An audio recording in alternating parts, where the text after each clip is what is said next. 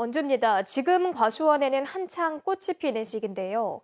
꿀벌이 급감하고 일손도 줄면서 수정 작업에 어려움을 겪고 있습니다. 이 때문에 평창에서는 드론까지 활용한 인공 수분 시도가 이뤄지고 있는데요. 드론이 꿀벌의 빈자리를 메워줄 수 있을까요? 이형기 기자가 현장을 다녀왔습니다.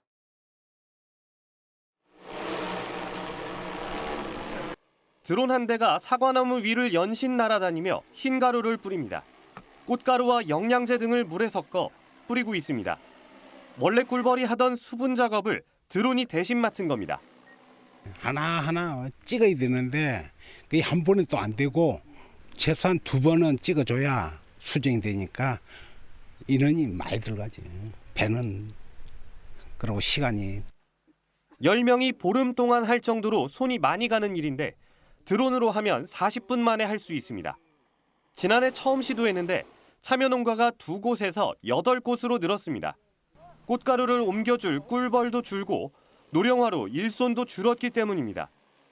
벌이 없다 보니까 수정하는데 상당히 어렵습니다. 장비로 하니까 손쉽게 할 수 있고 또 벌에만 기대지 않고 사람이 할 수 있다는 거. 강원도 농업기술원이 18개 시군에서 표본 조사를 한 결과 지난 겨울을 지나면서 꿀벌의 40%가 폐사한 것으로 나타났습니다. 평창군은 드론 인공수분이 농가 일손은 크게 덜어주고 손으로 수정하는 것에 버금가는 효과를 낼 것으로 기대합니다. 측량용 드론으로 병해충이라든지 이런 거를 이제 식생 질소를 확인을 해서 저희가 지속적으로 예찰 관찰을 하려고. 드론 인공수분에 이어 가을엔 드론으로 성장 촉진제도 뿌려보기로 했습니다. KBS 뉴스 이현기입니다. 오늘 오후 2시 반쯤 원주시 계운동의 한 고등학교에서 동아리 활동 시간에 20여 명의 학생이 고체 연료 추진체 실험을 하던 중 비이커에 담긴 화학 물질이 튀는 사고가 났습니다. 이 사고로 17살 조모군 등 학생 3명이 팔 등에 화상을 입어 병원에서 치료를 받고 귀가했습니다. 경찰과 소방당국은 학생들을 대상으로 정확한 사고 경위를 조사하고 있습니다.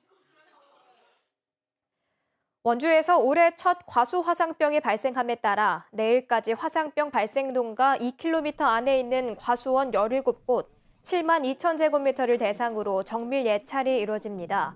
강원농업기술원은 과수 화상병 위기관리 단계를 주의에서 경계로 격상하고 농기계와 인력 등에 대한 소독을 강화하고 있습니다. 이달 19일 원주 문막에서는 과수농가 2곳에서 올해 첫 과수 화상병이 발생해 현재 폐원 작업이 진행 중입니다. 영월군과 한국낚시채널 영월군 낚시협회가 오늘 영월군청에서 낚시 상호교류 상생협력 협약을 맺었습니다. 이번 협약에는 다음 달과 오는 9월 영월에서 열리는 제5회 전국 쏘가리 낚시 대회 홍보와 낚시를 연계한 관광상품 개발 등에 협력한다는 내용이 담겼습니다.